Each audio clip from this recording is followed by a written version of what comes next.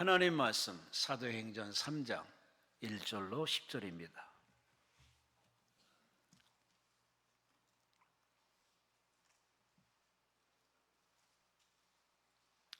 도둑놈을 이렇게 염탐하거든요. 이단 사이비도 이렇게 염탐을 해요.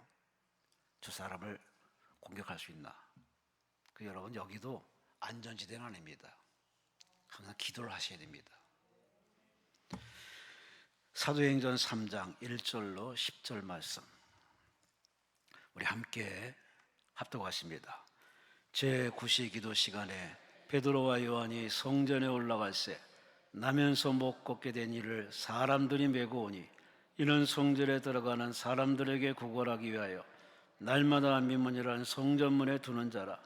그가 베드로와 요한이 성전에 들어가려 함을 보고 구걸하거늘 베드로가 요한과 더불어 주목하이르되 우리를 보라 하니 그가 그들에게서 무엇을 얻을까 하여 바라보거늘 베드로가 이르되 은과 금은 내게 없거니와 내게 있는 이것을 내게 주노니 나사렛 예수 그리스도의 이름으로 일어나 걸으라 하고 오른손을 잡아 일으키니 발과 발목이 곧 힘을 얻고 뛰어서서 걸으며 그들과 함께 성전으로 들어가면서 걷기도 하고 뛰기도 하며 하나님을 찬송하니 모든 백성이 걷는 것과 하나님을 찬송을 보고 그가 본래 성전 미문에 앉아 구걸하던 사람인 줄 알고 그에게 일어난 일로 인하여 심히 놀랍게 여기며 놀라니라. 아멘. 순복음 영상교회 이순영 성도님, 가정예배 세워지고 딸 염채원 취업 믿음의 배우자 만나게 하옵소서. 강화성 권사님, 아들에게 구원 이루어 주시고 능력 주세요.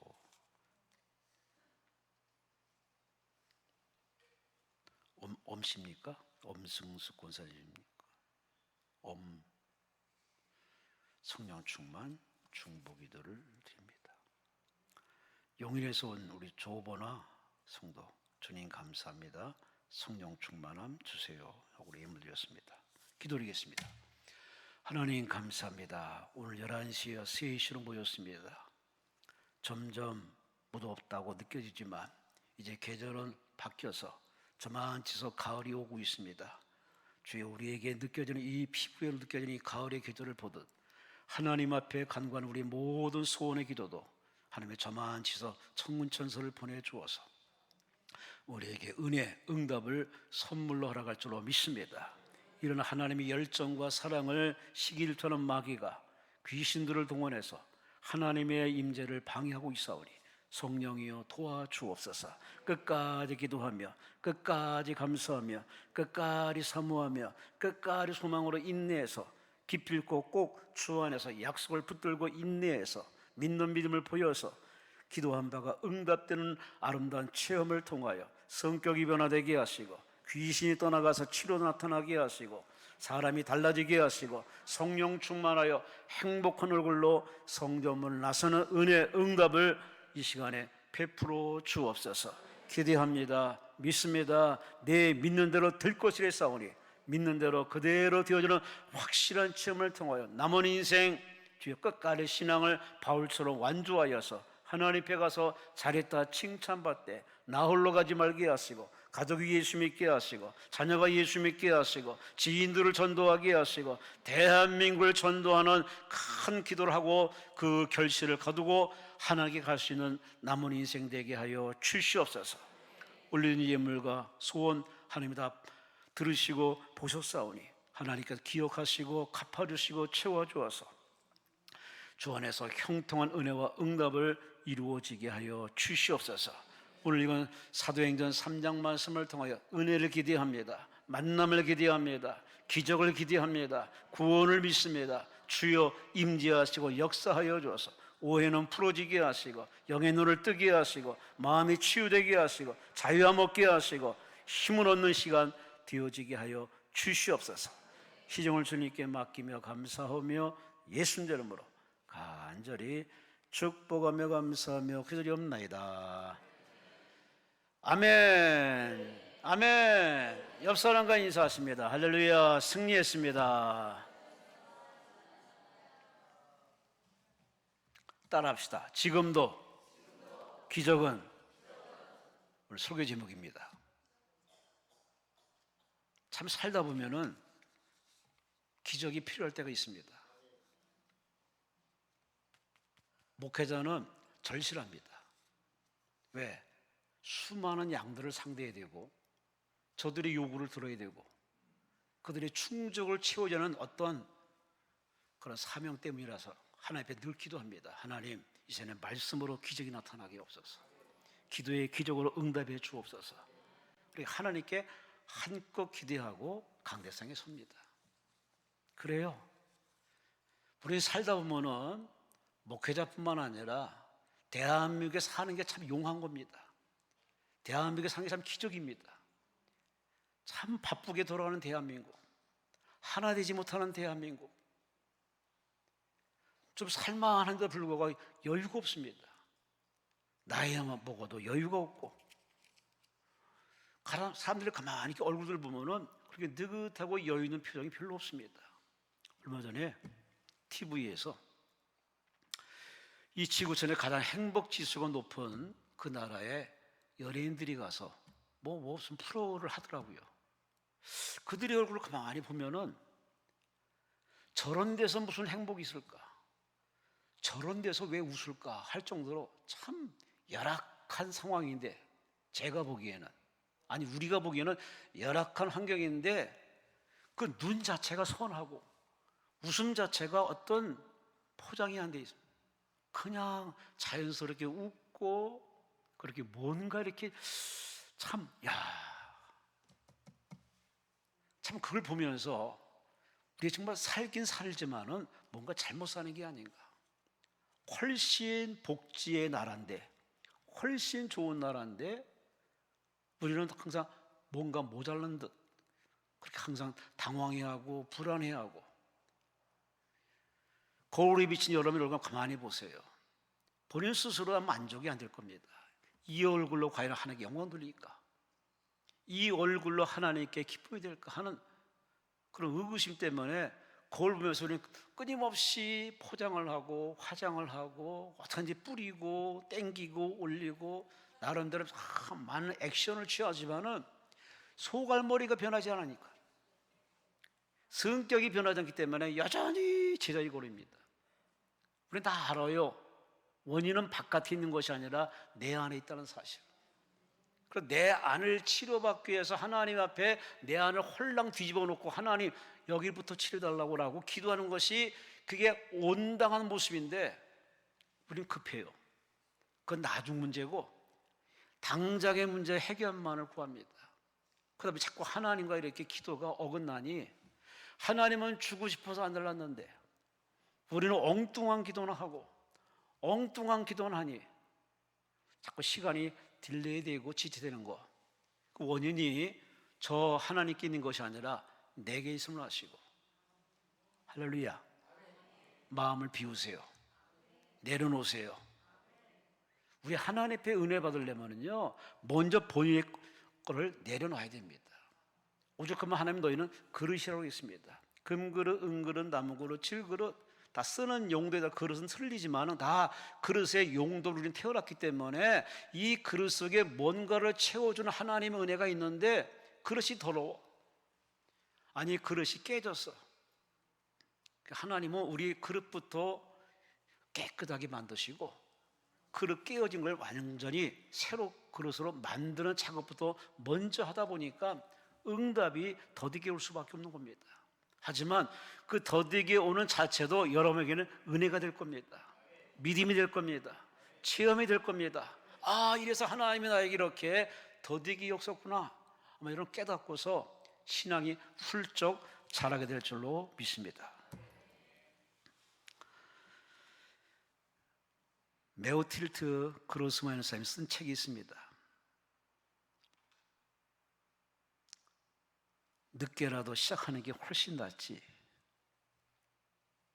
또 다른 책이 있습니다. 80이 넘어 깨달은 것들. 가끔 우리는 신앙의 어른들, 이런 작가들을 통해서 어떤 책이 나올 때는 한 번씩 읽어봐야 됩니다. 왜 이 사람이 이 글을 썼는가? 읽다 보면은 나의 세계관에서 빠져나와서 그 사람 세계관 들어가면은 배울 게 참 많습니다. 허튼 소리, 별 볼 일 없는 소리, 그런 소리 작가들이 쓴 사람은 없습니다. 다 나름대로 뭔가 전달하고 싶고 도움 주고 싶어서 글을 씁니다. 오늘 메어필드 그루스만 사람은 이렇게 책에서 얘기합니다. 나는 일상의 기적이라고, 늘 기적 속에 살아간다고. 그래서 이 사람이 뭔 기적인가 하고 들여다봤더니 아침에 왼쪽 다리를 침대 바닥에 내려놓을 때 고통이 느껴지지 않는 그 순간, 아, 이건 기적이다. 커피 한 잔을 마시기 위해서 부엌으로 들어가면서도 고통을 느끼지 않는 그 자체를 깨닫는 순간에, 아, 이건 기적이야. 수영장으로 들어가서 느긋하게 수영을 즐기는 그 자체를 보고서, 야, 참으로 놀랍도다. 왜냐하면 이 사람이 살다 보니까 아파. 다 아픔이란 질환이란 이 질병의 길을 한 번씩은 다 겪습니다. 너무 아파가지고 사는 것도 귀찮고 움직이도 못하고 수영장은 바라만 보아야 되고 커피 한 잔 마시라는 건 너무 힘든 이 상황을 겪었기 때문에 자기가 그 고통을 모르고 그냥 아침에 벌떡 일어나고 커피 한 잔 따라가고 심지어 수영장에 가서 수영하는 자신을 보고, 야, 이건 기적이다. 우리는 이런 얘기를 들으면은 그게 무슨 기적이야? 그거 당연한 거 아니야? 맞아요, 당연한 거예요. 근데 한번 병상에 누워보세요.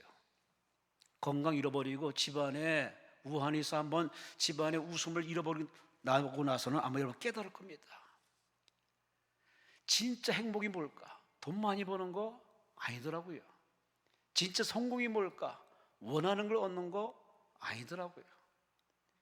그 집안에 아무런 문제 없이 무탈하게, 그다 건강하게 학생활 공부하고 남편은 직장 생활하고 아내는 집안 살림하면서 맛있는 반찬으로 식구들 올 걸 준비하면서 쓸고 닦으면서 그런 일상의 그런 모든 소소한 것이 당연한 줄 알았는데 어느 날 내가 아프고 어느 날 내가 직장에 문제가 생겼어. 그때서야 비로소 행복은 바로 뭔가를 얻는 게 행복이 아니라 지금 내가 살아있는 것, 내가 누리는 것, 이 자체가 행복임을 우리는 참 많이 깨닫는 것이 우리 인생의 현주소인데 그걸 알면서도 우리는 항상 우리 뭔가 큰 걸 기대합니다. 이게 다 교회 바깥의 사람들이 원하는 거 아니겠습니까? 한탕, 한방, 대박. 제가 지금 이제 살아왔지만 대박은 없습니다. 꿈 깨시기 바랍니다. 하나님 안에서 대박은 없습니다. 다 하나님이 저마다 그릇만큼 주십니다. 은사만큼 주십니다. 사명만큼 주십니다. 그걸 내가 믿음으로 바라보면 그게 대박입니다. 근데 우리는 자기 믿음으로 바라볼 생각은 안 하고 그냥 뭔가를 하늘에서 뚝딱 떨어지기를 바라는 욕심꾸러기, 지나친 욕심꾸러기, 이게 바로 우리의 본 모습입니다. 그리고 하나님 이런 사람들과 함께 하나님 나라를 건설하고 이 마지막 때 이른 양을 구원하는 하나님의 그 꿈을 이루려고 하니까 하나님이 답답할 수밖에 없어요. 그래서 하나님이 하시는 말씀이 밭은 휘어져 추수할 때가 됐는데 내가 누구를 보낼고, 교회는 많지만 목사는 많지만 장로는 많지만 집사는 많지만 진짜 보낼 사람이 없는 이 하나님의 안타까운 얘기가 성경에 있지 않습니까? 여러분 뭘 놓고 기도하십니까? 뭘 꿈꾸십니까? 우린 조만간에 이제 하나님의 음성을 듣고서 이 땅을 떠날 그러한 째깍째깍 그날이 다가오는데 우리는 아직도 이 땅에 미련을 버리지 못하고 이 땅의 것에 너무 기도하는데 좀 이제 그런 머리 이고 가슴이 움켜쥐고 여러분이 기대하는 걸 다 이제 포기하시고 곰곰이 하나님 앞에 한번 물어보세요. 주여 뭘 원하십니까? 아니 하나님이 가장 원하는 기도가 그 기도가 아닐까? 하나님 만든 인생이 하나님께 묻기를 하나님 저한테 뭘 바라십니까? 뭘 원하십니까? 아마 이런 기도하는 사람이 대한민국 1천만, 코로나 때 많이 빠져나서 한 600만이라 하지만은 과연 600만 중에 과연 이런 기도하는 사람이 몇 사람 되겠습니까? 아니 다 떠나서 오늘 이 자리에 참석한 여러분 중에 하나님 앞에 기도할 때 과연 이런 식으로 기도하는 사람이 얼마나 될까? 우리 설교를 참 많이 들었어요. 오늘도 설교 듣지 않습니까? 정말 어마어마하게 들었습니다. 그렇게 들었으면서도 변화되지 못하고 성화되지 못한 나의 어정쩡한 태도, 도대체 뭐가 문제일까? 성경책이 없는 것도 아니고 늘 주일 예배, 수요일 예배, 금요일 예배, 새벽 기도, 구역 예배, 기도 예배까지 주구장창 다니는데도 불구하고 왜 내 신앙은 이렇게 늘 제자리 걸음일까? 문제가 어디 있는지 한번 우리 자신에게 곰곰이 물어보시기 바랍니다. 하나님은 여전히 살아서 여러분에게 복 주려고 하는데, 복을 주고 싶어도 줄 만한 그릇이 없는 인생들을 하나님이 지금도 아쉬워하고 있습니다. 여러분 모두가 기왕 결심하고 이 기도까지 오셨으니 은혜 챙기고 돌아가시기를 주의 이름으로 축원합니다. 주의 이름으로 축원합니다. 주의 이름으로 축원합니다. 일상이 늘 기적으로 나타나려면은 우선 내 바라보는 것이 좀 달라야 됩니다. 내 눈을 가지고 바라보면은 마음에 안 듭니다. 짜증이 안 나요. 부모가 마음에 안 들어요. 자식이 성이 안 찹니다. 교회가 마음에 안 듭니다. 대한민국이 마음에 안 들어요. 여러분의 눈을 가지고 바라보는 건 지극히 당연한 거지만 성경적으로 우리에게 말씀합니다. 내 눈을 바라보지 말고 하나님 눈으로, 은혜의 눈으로, 사랑의 눈으로. 할렐루야, 할렐루야. 하나님 만난 사람들의 얘기가 성경 얘기입니다. 그들의 변화가 뭘까? 낫기도 했어요. 귀신이 쫓겨났어요. 그런데 그들이 가장 근본적인 변화는 뭐냐? 전에는 내 눈 가지고 바라보던 세계관이 이제는 하나님 눈으로 바라보니까 다 이뻐, 다 아름다워, 다 용서할 대상으로 보이고 싸울 마음도 없어. 할 수만 있으면 그 사람에게 베풀고 주고 싶은 그런 하나님의 마음이 충만해진 것. 여러분이 다 그렇게 변화되는 시간 되시기를 주의 이름으로 축원합니다. 주의 이름으로 축원합니다. 여기 그런 사람 한 사람을 소개하려고 합니다. 일본 사람입니다. 다하라 요네코. 이 사람이 책으로 썼는데 책 제목이 참 의미심장합니다. 산다는 것이 황홀하다. 뭘 황홀한 게 뭐가 있겠어? 산다는 것이 황홀하다. 그는 일본 도쿄에서 태어났습니다. 부유한 가정에 태어나서 어머니의 넘치는 사랑 가지고 태어났답니다. 18살까지 잘 이렇게 부유하게 행복하게 금수저처럼 잘 이렇게 사랑받다가 18살 때 어머니가 갑자기 세상을 떠납니다. 이 친구의 표현입니다. 그때부터 인생이 낙이 없답니다. 깊은 수렁에 빠진 절망감과 슬픔 때문에 계속 울다가 한마디로 엄마 품에 그냥 이렇게 쌓여있던 인생입니다. 기댈 만한 엄마가 사라지니 낙심천만이지. 기껏 생각한 것이 에이구 살아서 뭐해, 죽자, 죽는 게 낫겠다. 그래서 자살을 시도합니다. 열차가 달려오네. 열차에 뛰어들었어. 죽은 줄 알았는데 눈을 떴네. 눈을 떠보니까 왼쪽 팔과 오른쪽 손가락 2개가 없어졌습니다. 보니까 병원이야. 난 죽은 줄 알았는데 병원이네. 근데 주치의가 와서 일어나 보세요. 한번 이렇게 상체를 세워보세요. 그래서 나름대로 상체가 있으니까 세웠답니다. 그런데 꼬꾸라지더랍니다. 앉아있지 못하는, 서지를 못하는 거예요. 보아하니 2다리가 날아간 겁니다. 그냥 와장창 인생이 와장창 날아가 버렸습니다. 이젠 살 필요가 없구나. 더 살 필요가 없구나. 그렇게 병상에서 자기의 망가진 모습 앞에서 왜 살아났을까 하고 자기 삶을 그렇게 저주했답니다. 그렇게 목숨이 붙어 이렇게 하루하루 사는데 마침 그 병원에 선교사가 방문합니다. 파란 눈의 선교사가. 신학생 타하라 아키도 씨가 같이 옆에서 통역을 하면서 이렇게 병원을 순례하는데 와서 그 선교사가 이렇게 예수 믿으시라고 손을 꼭 붙잡아주면서 당신 아주 살 이유가 있으니까 예수 믿으라고. 그리고 복음을 전하더랍니다. 그 복음이 들리더랍니다. 그래서 예수를 영접하고 예수 믿겠다고 이렇게 결심을 했답니다. 그런데 선교사가 가고 난 뒤에 가만히 보더니 자기 몸을 보니 이거는 살만한 여지가 없는 겁니다. 몸이 다 망가진 상황에서 뭘 살겠습니까? 그래서 죽으려고 별방법을 다시 시도했답니다.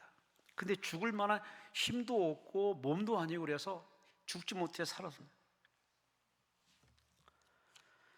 근데 마침 그 통역했던 그 아케도시 씨가 계속 와서 그렇게 와서 자꾸 기도해주고 상담해주고 붙잡아주고 같이 울고 막 해더랍니다. 나중에 이분이 그 통역하는 그 사람, 그 친구한테, 친구라고 볼 수 있겠죠. 나중에 그 친구한테 은혜를 받고 나서 이렇게 책에 이렇게 썼습니다. 더 이상 살 기력이 없습니다. 나에게는 손도 없고 발도 없습니다. 이런 내가 발버둥 쳐서 남에게 민폐만 되니 가능성이 없습니다. 죽을 길밖에 없습니다. 그러고서 그 다음에 뭐라고 썼느냐? 하나님, 만일 하나님이 당신이 살아계시면 나를 도와주세요.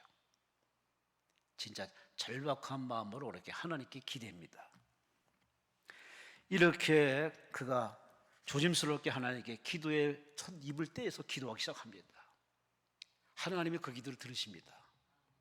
그리고 그에게 찾아오십니다. 그에게 평안을 주십니다. 그리고 이제는 자기 눈으로 자기를 보지 않습니다. 그분이 와서 이제 하나님 눈으로 자기를 봅니다. 자기 눈으로 자기를 봤더니 한없는 이거는 완전히 이거 사람도 아니고 괴물도 아니고 그랬는데 그분이 평강으로 찾아와서 자기 안에서 완전히 자기 눈을 이렇게 뜨게 하심을 통해서 하나님 눈으로 자기를 보니 너무나 아직도 달려있는 자기 지체를 보고 아직도 손가락이 있네, 아직도 남아있는 게 있네, 말 자체가 바뀌는 겁니다. 할렐루야, 할렐루야. 놀라운 거는 이 다하라 요네코 씨가 점점 은혜 받으면서 얼굴이 환하게 핍니다.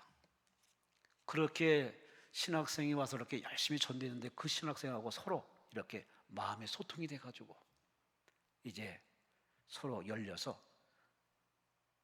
청혼을 합니다. 그 신학생이 청혼을 합니다. 나와 함께 살자고. 이게 전도하다가 마음이 열린 겁니다. 그 전도하다 서로 마음이 열려가지고서 같이 결혼해서 지금도 살고 있습니다. 이 친구가 이 책에서 이렇게 간증합니다. 하나님, 제게는 손가락이 3개나 있습니다. 제가 하나님 알고서 제 사는 게 너무 황홀합니다. 매일매일 일상이 기적입니다. 오늘 한번 시간 나시 한번 한번 사서 읽어보시기 바랍니다. 참 우리 주변에는 사람을 이렇게 감동 뭉클게 하는 진짜 멋있는 사람이 많습니다. 하나님 안 만났더라면 그냥 끝났을 겁니다. 하나님 만나서 이렇게 완전히 변화되어서 이제 하나님 눈으로, 하나님 마음으로, 하나님의 눈으로 바라보니 자기 삶 자체가 가능성이 있고 기회가 있고 하나님이 얼마나 쓰시기에 적합한 글이라는 사실을 깨닫고 나서 입에서 불평 대신에 감사가 나오고 원망 대신에 찬송이 나오고 할렐루야. 그런 은혜 체험을 여러분이 주시려고 이 CACF에 부르신 겁니다. 기대하시기 바랍니다. 하나님은 그런 은혜를 주시는 겁니다. 뭔가 확 달라지기를 꿈꾸십니까? 꿈 깨세요. 그런 건 없어요. 내가 변화되지 않고서 큰 걸 기대하는 건 하나님 앞에 정말 하나님을 우스운 하나님, 허접한 하나님으로 만드는 또 다른 죄입니다. 그분은 스스로 계십니다.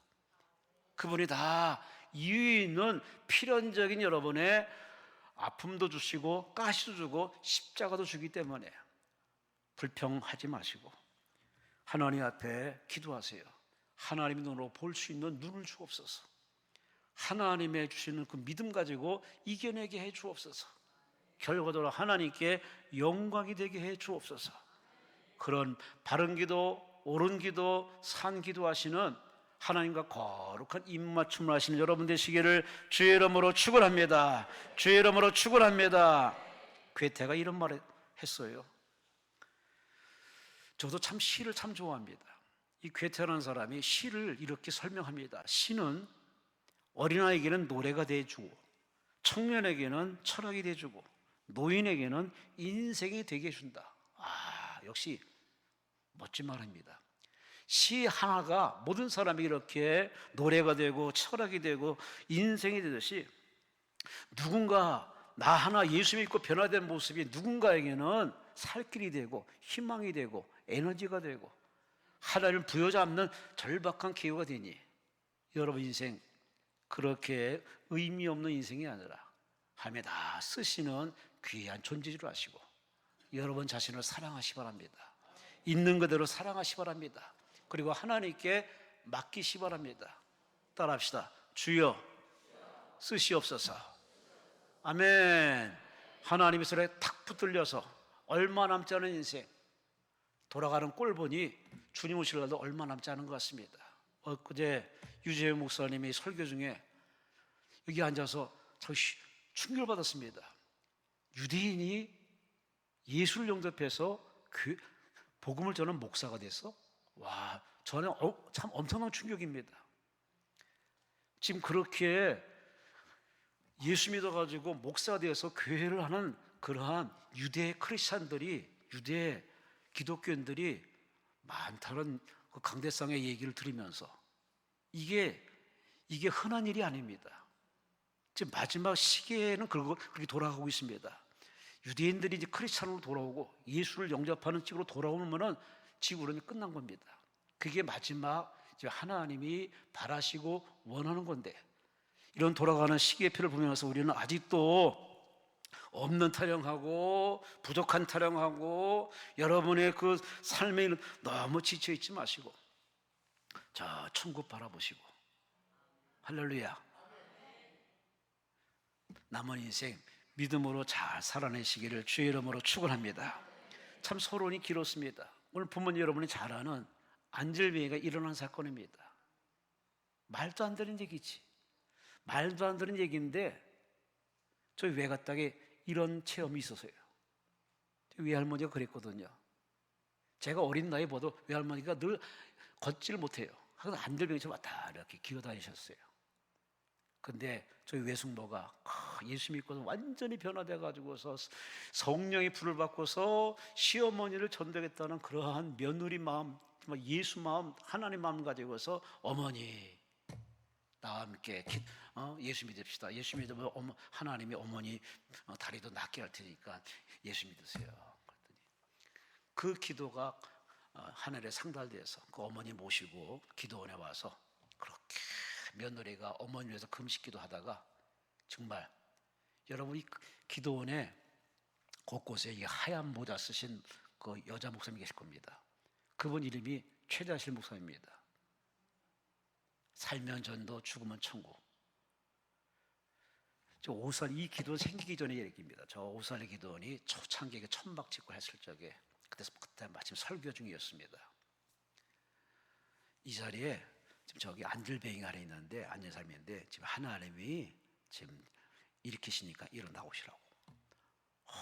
어머니 시어머니가 어머니가 저한테 외할머니가 막 엉덩이다 기어가지고 맨 앞에 와서 강대상을 딱 잡았어요.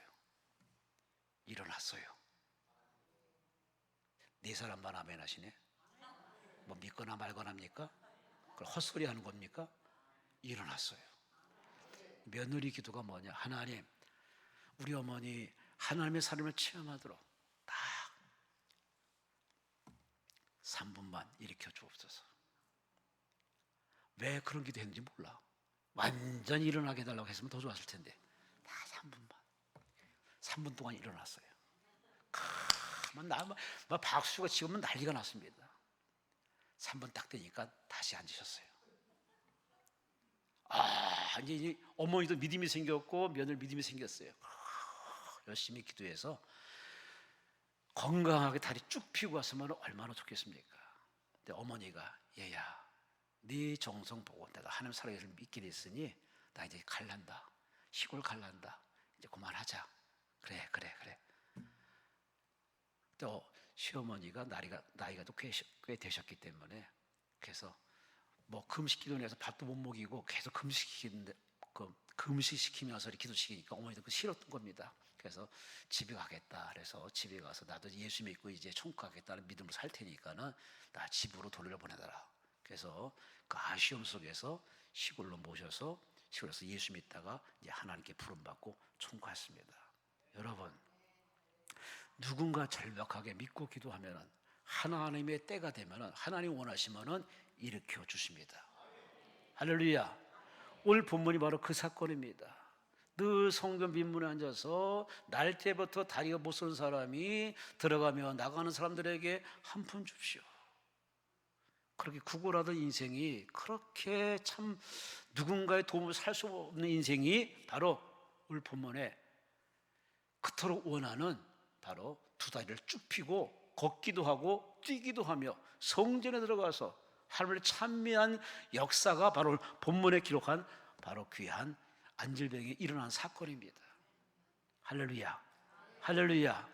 오늘 이 사건 얘기는 우리에게 뭘 얘기하고 싶으느냐? 바로 하나님은 지금도 여러분에게 원한다면은, 간절히 원한다면은, 하나님이 진실로 원하는 때가 되면은 반드시 여러분에게도 바라는 기적을 허락해 주시는 응답이라는 귀한 말씀인 줄로 믿습니다. 그러니 성경은 성경이고 나는 나다 하는 마음을 가지면은 결코 기적은 없습니다. 그냥 그렇게 살다 갈 겁니다. 여러분이 무슨 소원인지 모르지만 하나님께 맡기시고 기도하세요. 매달리세요. 사모하세요. 하나님 원하시면은 하나님 방법으로, 더 좋은 방법으로 여러분이 반드시 응답을 허락할 줄로 믿습니다. 할렐루야. 따라합시다. 기도는 응답이다. 아멘. 오늘 본문을 통해서 오늘 이 안들뱅이가 일어난 사건을 우리에게 들려주면서 성경 말합니다. 이 사람이 일어날 수밖에 없는 세 가지 중요한 자세를 들려줍니다. 과정이 얼마나 중요한지 아십니까? 과정이 없이 뭔가 열매를 원하는 것이 대부분의 사람들의 욕심이에요. 아니에요. 시작이 있으면 끝이 있는데 시작과 끝 속에 반드시 과정이라는 이 시간이 필요한데, 이 과정 속에 내가 어떻게 행동하냐에 따라서 결과가 다를 수밖에 없어요. 다 똑같이 살죠. 하지만 사람으로 태어나서 짐승같이 사는 사람 진짜 많습니다. 우리 주변에 아주 허접하게 많습니다. 같은 하나님 믿으면서도 하나님께 영광 돌리는 은혜의 삶을 사는가 하면 하나님께 민폐 짐이 돼서 자기도 천국 못 들어가고 다른 천국 못 들어가지 못하게 막는 사람들도 어지간히 많습니다. 오늘의 이 베드로, 요한은 과연 이 안절병이 일어나는 사건을 통해서 우리에게 세 가지 중요한 자세를 일러줍니다. 이런 것이 있기 때문에 이런 결과가 나타났다는 얘기입니다. 첫째, 오늘 본문 보세요. 1절 말씀 보세요. 제9시 기도 시간에 베드로, 요한이 성전에 올라갈세. 유대인들은 하루에 3번씩 기도합니다. 지난번에 오늘 강사님과 설교하기를, 저 이슬람들은 하루 5번 기도하는 줄을 저는 그렇게 알고 생각했는데, 그분이 하는 말이 이슬람도 하루에 3차례 기도한다고. 물론 아침에 일어나자마자 저녁에 잠들기 전에 하는 기도까지 해서 5번이지만은 그들도 똑같이 유대인처럼 하루 3차례 그렇게 기도한다는데, 오늘 본문의 유대인 바로 베드로와 요한이 그 유대인의 규례대로 하루 3차례 기도를 하는데, 제9시 시간에 시간되어서 그 전통의 규례에 따라서 기도의 골방에 와서 기도하는 성전에 와서 기도하는 모습을 오늘 보여줍니다. 그 기도 시간에 그 자리에 찾아와서 기도했기 때문에, 아니 기도가 습관화 체질화 늘 기도가 우선됐기 때문에 하나님은 기도하는 그 그릇을 통해서 하나님이 이 안질병에게 바로 치료하는, 낫는, 성경에 기록되는 위대한 사건을 하나님이 준비해 놓으셨습니다. 여러분, 인생은 내가 주인공이 아닙니다. 나는 그저 통로고, 내 통로이기 때문에 하나님이 나를 통해서 하나님의 위대하심을 보여주고 전지하심을 보여주고 치료하심을 보여주는 바로 통로지 내가 주인이 아닙니다. 오늘 베드로, 요한이 바로 이렇게 마가야단 앞에서 성령의 불을 받고서 성령의 이끌림 받아 늘 기도가 습관화 체질화돼서 예수님처럼 기도가 늘 익숙했던 이 베드로 요한이 그날도 성전에 찾아서 기도합니다. 우리가 늘 기도할 때 빨리빨리 내가 원하는 시간에 응답이 없다고 여러분이 크게 이렇게 낙심할 필요는 없습니다. 기도는 내가 하고 응답은 하나님이 하십니다. 하나님이 스스로 응답하십니다. 내가 원하는 시간에 응답한다? 그거는 참 100만 번에 한 번 있을까 말까 하는 시간입니다. 절대 내가 원하는 시간에 하나님이 들어주지는 않습니다. 하나님 원하는 시간에, 하나님이 필요한 시간에 하나님이 응답하시는 것이지, 그래서 여러분의 시간과 시계표를 갖다가 하나님께 맞춰야지 자꾸 내 시간표에 내 그릇에 하나님이 임재하도록 떼쓰고 용쓰고 힘쓰고 굶고 기도해 분들 소용없어요. 그분은 여러분이 애쓴다고 그렇게 움직이는 분이 아닙니다. 그분은 이렇게 스스로 계시면서 당신의 시계표와 당신의 약속에 맞추어서 당신의 영광을 위해서 일하시기 때문에 우리 그 코드에 맞춰야지, 내 코드에 하나님을 끌어다가 맞춰서 이 시간에 이때 응답해달라고 매달리는 것은 하나님 앞에 기도하는 매너가 없는 사람이에요. 우리는 태어나기 전에 이 지구촌이 존재해 있고 역사가 존재하고 있고 어른들이 존재합니다. 우리 후발로 태어났어요. 그러므로 엄연히 이 지구촌의 주인은 하나님이십니다. 하나님의 다 원하고 목적이 있어서 만들고 창조했기 때문에, 지금껏 운영하셨기 때문에 하나님이 왜 지구촌을 지금도 존재하시고 아직도 나를 데려가지 않고 살려주실까? 모를 때는 물어봐야지. 묻는 게 기도입니다. 여쭤보는 게 기도입니다. 궁금한 거 두드리는 게 기도입니다. 믿으시면 아멘. 믿으시면 아멘. 그걸 잘하는 사람이 누구냐? 다윗입니다. 참 성경의 다윗은 늘 하나님께 여쭤봅니다. 물어봅니다. 아니 그래서 응답 받았으면은 그 응답이 노하우가 되어서 그 다음에는 그 노하우에 맞게끔 행동하면 될 텐데 그걸 다 잊어버립니다. 그걸 내려놓고 다시 또 물어봅니다. 여호와여 할까요 말까요? 또 두려워, 또 기도하고. 기도는 그렇게 하라는 걸 다윗이 우리에게 설명해 줍니다. 기도는 내가 응답받아 그것이 하나의 나의 노하우, 나만이 갖는 독과점 품목으로 생각해서 그거에 따라서 내 방식으로 살아가면은 그 하나님 앞에 앞서가는 모습입니다. 하나님이 싫어하는 모습이에요. 하나님을 부정하는 모습이에요. 그래서 우리는 나이 들수록, 경험이 많을수록, 직분이 쌓일수록, 은사 체험할수록 머리를 비워야 되고 마음을 비워야 되고 개울장을 떼어야 되고, 할렐루야, 할렐루야. 끊임없이 나를 비우는 게 우리의 숙제요, 과제입니다. 참 이게 비우기가 쉽지 않아요. 비근한 죄로 여러분 집에 짐이 많지 않습니까? 장롱과 서랍에, 베란다에 짐이 많지 않아요? 저는 처음에 아파트로 이사 가서 여기다 뭘 채울까? 베란다에 이런 꽃도 놓아야 되고 나름대로 구상해서 다리 채워놨어요. 그런데 지금은 후회가 아주 막심입니다. 채워놓은 게 늘 자리를 딱 버티고 주인처럼 행세합니다. 장롱도 꽉꽉, 서랍도 꽉꽉. 머리 하나 이제는 사람이 이렇게 비껴가야 할 정도로 짐들이 참 많아요. 이게 인생입니다. 그것만 있으면 행복할 줄 알고 다 갖다 들여놓고 갖다 놓고 막 이렇게 하는데 나중에 그게 짐이 되고 민폐가 되고, 차라리 웃으면 좋겠다, 누가 가져가면 참 좋겠다, 그렇게 아쉬움이 막 생깁니다.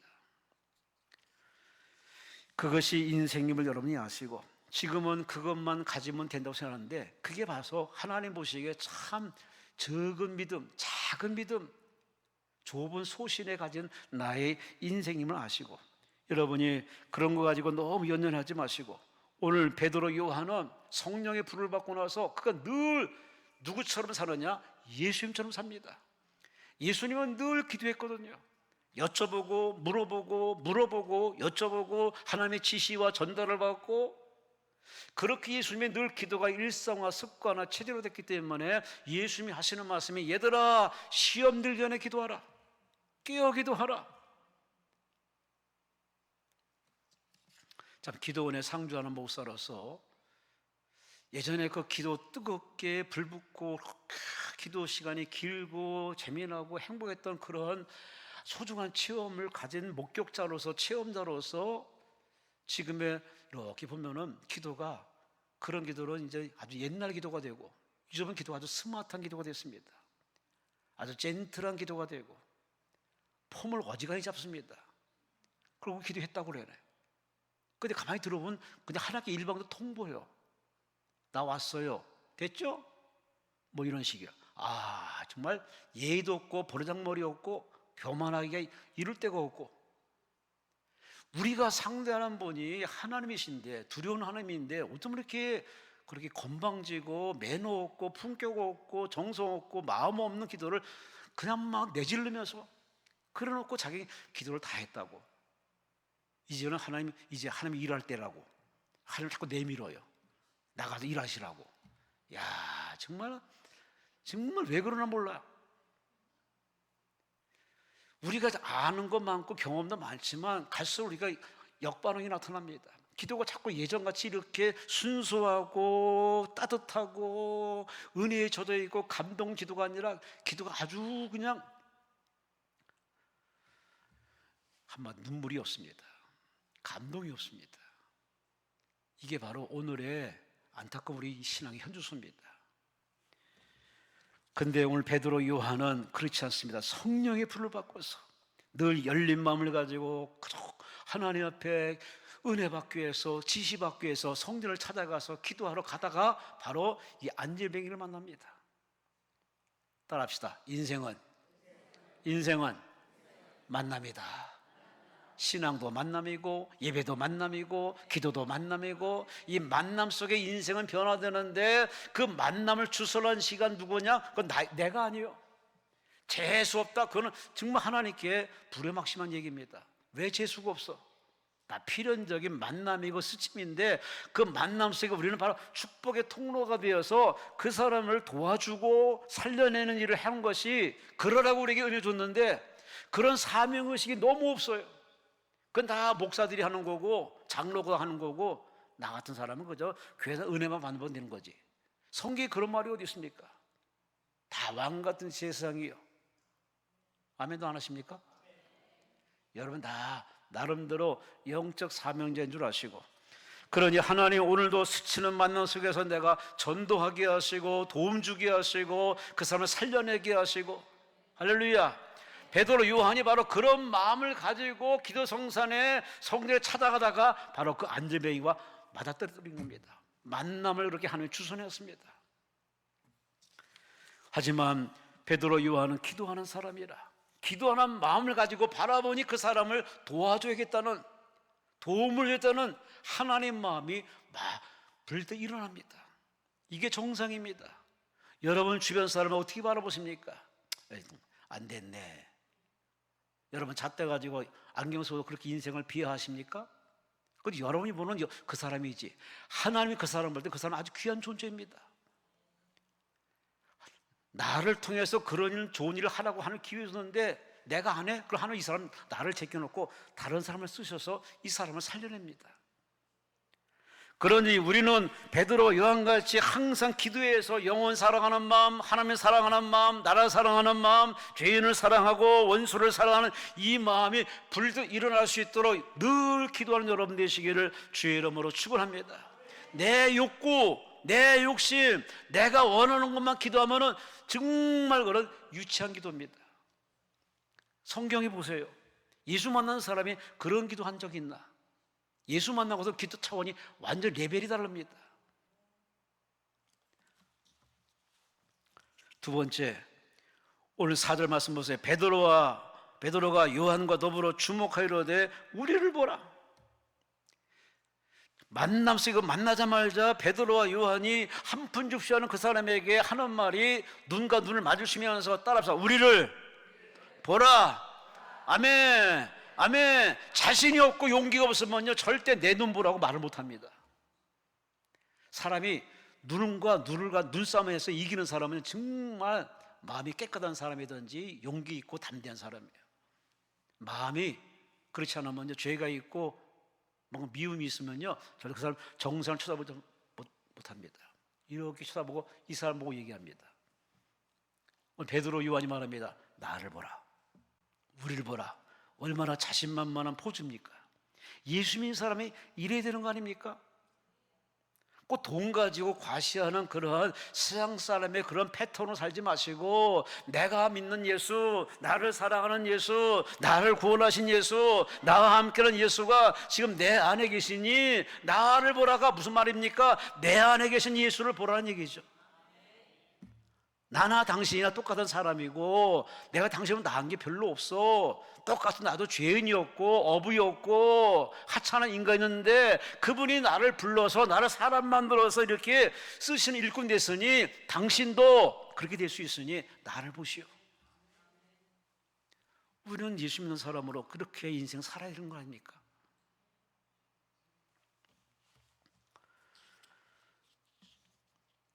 이 확고부동한 믿음을 가지고 이렇게 우리를 보라 하고 말하는 이 베드로 요한, 이게 바로 확고한 믿음, 분명한 믿음, 충만한 믿음, 이 뜨거운 믿음, 살아있는 믿음 가진 사람은요, 그 삶 속에 늘 기적이 따라붙습니다. 할렐루야, 할렐루야. 참 강사님들을 이렇게 초청해서 강대상에 세워서 여러분에게 말씀을 이렇게 제공하는데, 참 강사가 설교자에서 물론 많은 성도 운집하는 거 참 좋기도 하지만, 그러나 참 목회자의 바람은, 설교하신 목사님의 바람은 하나입니다. 이 예배 시간을 통해서 하나님을 만나서 변화되길 바라고, 치유되길 바라고, 지금의 그러한 낙후된 그러한 신앙의 수준에 머물지 말고 보다 발전되고 성화된 거룩한 하나님과 소통하고 하나님과 교제하는, 늘 하나님과 동행하는 그런 멋진 제2의 믿음의 일꾼이 훌쩍 돼가지고 돌아가는 모습을 기대하고 강대상에서 설교합니다. 이 부모의 마음이고 하나님의 마음인데, 오늘 이 베드로 요한도 그런 믿음을 가지고 그 안절뱅이를 바라보는 겁니다. 내 눈 가지고 바라보면 에이고 참 기구하겠지, 어쩜 이렇게 태어났나 하는, 참 쓴 말을 할 수밖에 없지만, 그러나 예수 믿고 나서 성령의 불을 받고 나서 변화되고 난 뒤에 그 사람에게 하는 말이, 여러분 당신 날 봐, 나가 예전에 당신 같은 인생 살았는데 내가 예수 믿고 이렇게 변화됐어. 여러분이 이렇게 자신만만하게 여러분이 사회생활 하면은 이 사회가 얼마나 달라지겠습니까? 예수 믿는 사람이 그런 말하는 사람이 별로 없어요. 식당 가서 별로 기도할 용기도 없고, 어디 가서 자기 신분을 이렇게 밝혀서 나는 아무개 교회 장로라고 말하고 당당하게 피력할 사람이 예전에 그렇게 많았는데 요즘은 갖고 숨겨요. 피해요. 하도 욕먹는 기독교들이 많다 보니까 위에 계신 하나님이 참 부끄러워하고 슬퍼할 수밖에 없습니다. 우리를 죄에서 건져서, 마귀의 자식에서 건져서 이렇게 하나님의 자녀로 우뚝 세워놨는데 기꺼하는 게, 그때 누구 믿으시오? 하나님 믿습니다 하고 당당히 얘기하지 못하는 그 비겁함, 용졸함, 이게 하나님 슬픈 얘기입니다. 여러분, 그렇게 추태와 망설을 벗지 마시고 하나님 앞에 바른 믿음으로 살아내신 여러분 되시기를 주의 이름으로 축원합니다. 주의 이름으로 축원합니다. 주의 이름으로 축원합니다. 이 허드슨 테일러는 중국의 일생을 바친 대단한 서양 선교사입니다. 그가 선교하는 원칙은 오직 믿음입니다. 누구한테 아쉬움을 하고 손 벌리지 않고 그저 하나님께 기도해서 하나님을 믿어서, 하나님이 나를 이곳에 보냈으니 하나님이 책임지리라는 이 확고부동한 믿음 가지고 그렇게 중국에서 선교했던 대단한 성자 같은 허드슨 테일러 선교사. 그는 하나님이 나를 보내셨으니 나의 필요를 채워주지 않겠느냐 하는 믿음으로 그렇게 선교했는데, 그가 선교사로 나가기 전에 병원에서 조수로 일할 때 그런 일화가 있습니다.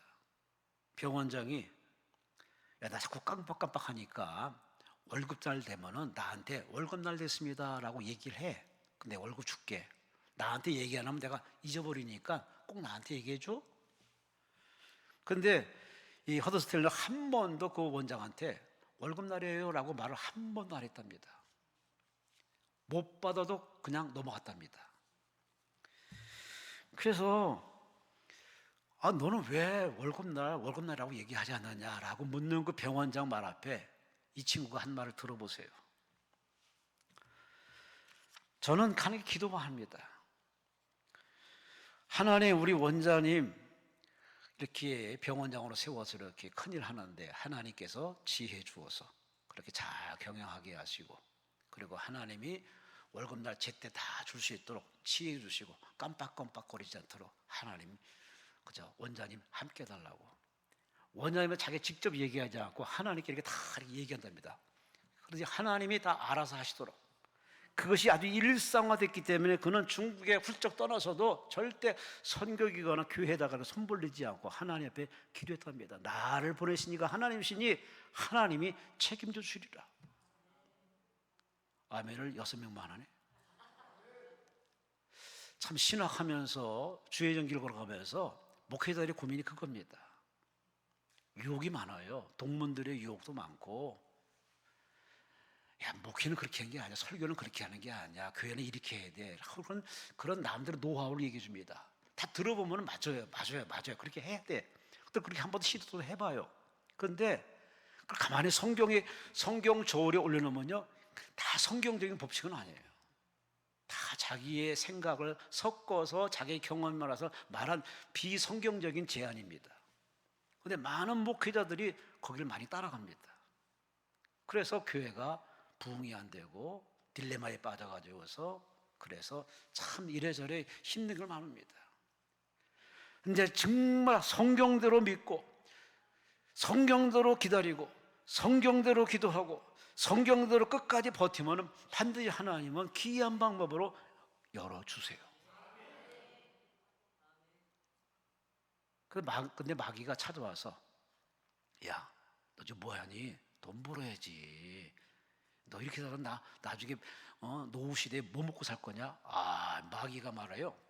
희한하고 묘한 방법으로 달콤하게 이렇게 유혹합니다. 그 소리 끄떡끄떡 하다 보면은 자기도 모르게 인위적인 방법으로 목회를 하고 교회도 살림살이도 꾸려가고 그렇게 인간적인 방법으로 이렇게 살다 보니까 하나님과 자꾸 엇박자 놓네. 그때부터 하나님은 떠나고 성령은 떠나고 나는 고생은 고생을 끝나고 수고는 수고를 끝나고 열매가 없습니다. 그런데 베드로 요한은 오로지 예수 그리스도, 예수님이 감동 주면 움직이고 예수님이 감동이 없으면 그냥 잠잠히 기다리는 사람, 기도해서 성령의 이끌림 받아 움직이는 이 사람은 확고부동한 믿음을 가지고 움직이다 보니까 그 믿음이 되어 있는 사람을 통해서 지금 안질뱅이를 향해서 우리를 보라, 나를 보라, 이 당당한 용기, 여러분들 이렇게 이 마지막 때 살아가신 여러분 되시기를 주의 이름으로 축원합니다. 할렐루야, 할렐루야. 마지막으로 가장 중요한 얘기를 들려줍니다. 6절 말씀 보세요. 베드로가 이르되 은과 금은 내게 없거니와 내게 있는 것은 내게 주노니 나사렛 예수 그리스도의 이름으로 일어나 걸으라. 따라합시다. 일어나 걸으라. 아멘. 기도했습니까? 기도해서 믿음이 생겼습니까? 믿음이 있습니까? 그럼 믿음을 가지고 입을 열어서 얘기를 해야 돼요. 선포를 해야 돼요. 외쳐야 돼요. 마음으로 믿어 이루고 입으로 시인해야 구원이 이른다. 근데 용기 있는 사람이 별로 없습니다. 저는 가끔 이렇게 조용히 목사님도 그렇지만 목사님들이 이렇게 병 낫는 얘기를 해요. 하나님이 이렇게 계시를 주십니다. 그리고 감동과 울림을 주세요. 그걸 입으로 선포하면 그대로 돼요. 근데 그걸 안 해. 괜히 말했다가 안 되면 어떻게 할까? 뭐 이렇게 염려가 돼서 말을 안 하고 묵살해버리면 그냥 은사는 사그러지고 은사가 끝납니다. 인정하고 환영하고 모셔드려서 그대로 말씀을 전하고 느낌대로 말씀을 전하면 하나님은 일하십니다. 하나님은 지금도 여러분에게 치료하고 대기하십니다. 그러니 여러분은 받을 준비하시고 아멘할 준비하시고 강대상의 선포를 아멘으로 받아들이면 그대로 드라마틱하게 하나님의 때에 하나님이 역사해 주어서 암도 낫고 귀신도 떠나가고 문제도 해결받는 귀한 역사가 일어난 줄 믿으시기를 주의 이름으로 축원합니다. 주의 이름으로 축원합니다. 박필 목사님이 쓴 책이 있습니다. 당신의 말이 기적을 만든다. 맞아요. 참 우리는 말의 권세, 말의 은혜가 이게 당연한 것이니까 뭐 너무 가치를 이렇게 우습게 생각하는데, 성공한 사람 얘기 들어보세요. 앞서간 사람 얘기 들어보세요. 배움의 끈의 문제가 아니더라고요. 배운 대로 깨달은 대로 얼마나 실천하고 선포하고 말하느냐 하는 말의 용기가 있는데, 대부분 성공자들은 말을 참 잘합니다. 성공의 말, 승리의 말, 축복의 말, 은혜의 말. 특히 하나님의 사람들이 하나님처럼 말을 선포하고 시인하고 외쳐내면 나머지는 다 천군천사를 동원해 다 수습하시고 일해 주시는데, 기도하면 뭐해? 말씀 들으면 뭐해? 늘 입으로 다 쏟아버려요. 불평하고 원망하고. 되겠나? 이렇게 하나님의 김 빠진 소리 하는 거 정말 하나님이 싫어합니다. 여러분의 언어가 바뀌기 전에 절대 응답은 나타나지 않습니다. 그래서 기도하는 시간은요, 하나님이 일하는 시간이지만 기도하는 시간은 나를 치료하는 시간입니다.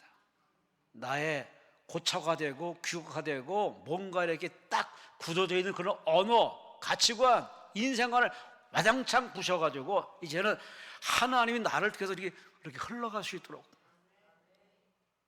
물이 위에서 아래로 흘러가듯 은혜가 나라는 이 그릇을 통해서 전파되고 흘러가서 소통이 이루어지고 하나님 나라 세워지는 그러한 그릇 될 때까지 여러분을 계속 기도시킵니다.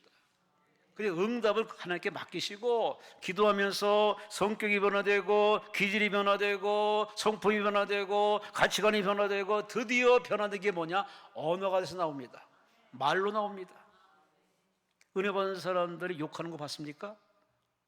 은혜 제대로 받은 사람이 거짓말하는 사람 봤습니까? 은혜 제대로 받으면요, 말이 달라져요. 말이 부드럽습니다. 따뜻합니다.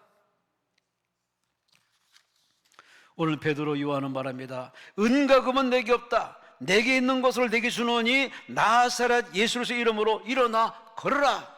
이 말했더니 그 말이 떨어지기 무섭게 발과 발목에 힘을 얻어가지고 걷기도 하고 뛰기도 하고 성전에 들어가서 하나님을 찬양하는 놀라운 기적이 일어났습니다. 여러분도 이런 기적을 일으킬 수 있는 그런 권세와 은혜가 여러분에게 있으니 활용하시기 바랍니다. 하나님을 웃게 만드시기 바랍니다. 하나님을 그렇게 약한 그런 부분적인 하나님으로 만드는 것은 그건 바로 나의 잘못입니다. 하나님을 가두지 마세요. 그분은 마음껏 여러분을 통해서 일하고 싶어 합니다. 가정에서, 일터에서, 대한민국에서 자꾸 하나님을 가둬버립니다. 가만히 계세요. 제가 부를 때만 나오세요. 이게 대부분의 사람들이에요. 그러니 하나님이 참 답답할 수밖에. 그래서 하나님 우리를 막아버립니다. 이 코로나가 지구조 전체를 강타한 걸 여러분 그냥 일반적인 걸로 생각하십니까? 아주 신앙이 부족한 사람이에요. 우연은 없습니다. 다 필연적인 하나님의 간섭인데, 하나님이 이렇게 할 수밖에 없는 이 이유는 하나입니다. 정신 차리라는 얘기입니다. 곧 심판이 온다는 얘기입니다. 주의 재림이 온다는 얘기입니다. 내가 온다는 얘기니 정신 바짝 차려서 떠날 준비하시기 바랍니다. 기름과 등불 준비하시고 여러분만 천국까지 마시고 부지런히 전도해서 가족을 다 데려가시기를 주의로 축원합니다. 그런 의미에서 한번 인사합시다. 왜 저를 인사시키냐라고 그렇게 저를 째려보지 마시고 주의 이름으로 인사하시기 바랍니다. 천국에서 만납시다.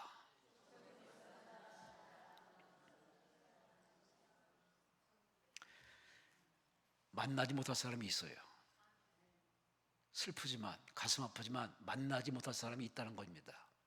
그건 먼 얘기가 아니라 우리 중에 그런 일이 없도록 부지런히 예수 잘 믿으시고 교회 잘 섬기시고 주정 잘 받드시고 직분에 충성하시고 할렐루야. 세상의 유혹에 넘어가지 마시고 오늘 베드로 요한처럼 여러분이 축복의 통로가 되어서 여러분 때문에 이웃이 웃고 이웃이 교회 나오고 이웃이 하나님 일꾼 되는 이런 멋진 기적을 일으키는 작은 창조자로 살아가시기를 주의 이름으로 축원합니다. 마지막 한마디만 하고 설교를 끝내겠습니다. 이 기도원에서 많은 기적이 일어나요. 왜 아멘을 두 사람만 합니까? 많은 기적이 일어나요. 근데 우리 기적이란 개념을 좀 바꾸세요. 암이 나는 게 기적이지 파산하는 길은 기적이지. 그런데 그것만 기적이라고 생각하는 것으로 자꾸 우리는 호도되어 있어요. 아니에요. 진짜 기적이 뭔지 얘기 드릴까요? 앞서 제가 서론에 분명히 얘기했습니다. 여기 자살하려고 가다가 강남구에 간판이 보이네? 이 뭐 하는 데야? 그냥 들어왔답니다. 그러니까 사람들이, 이 산골짜기 사람들이 있네? 저 뒤에 앉은 거예요. 목사가 설교를 하네. 한번 들어보자. 그러고 듣다가 은혜를 받은 거예요. 왜 아멘을 안 하세요? 말씀에 은혜를 받은 겁니다. 말씀에 은혜 받고 나서 그냥 회개가 터진 겁니다. 하나님이 나를 이렇게 사랑하시구나. 자살했으면 지옥 가야 했는데, 지옥 가야 되는데, 이 마지막 나의 발걸음을 확 틀어가지고 이 기도인을 불러주어서 말씀을 듣게 하셨구나. 하나님이 살아계시네. 나를 위해 준비하셨구나. 그렇게 울고불고 새 사람 되어서 자살할 사람이 완전히 살자로 변화되어 가지고 가정에 돌아가서 열심히 신앙생활을 하고 계십니다. 여러분, 이게 기적이지 뭐가 기적이에요? 우리는 엉뚱한 기적을 자꾸 생각합니다. 돈 많이 벌고 대박 터지고 복권 터지고, 야이고 버려요. 하나님 여러분에게 매일매일 숨쉬는 기적, 소화되는 기적, 잠드는 기적, 아침에 눈 뜨는 기적, 특히 아멘하는 기적, 천국 가는 기적, 여러분에게 선물로 줬습니다. 그 선물에 보답게 나만 갖고 그렇게 좋아하지 마시고 전도하시고 베푸시고 흘려버리는 멋진 베드로 요한처럼 쓰임많은 일상의 기적이 연출시키는 멋진 성도로 살아가시기를 주의 이름으로 축원합니다. 주여, 3차만 통솔 기도합니다. 주여.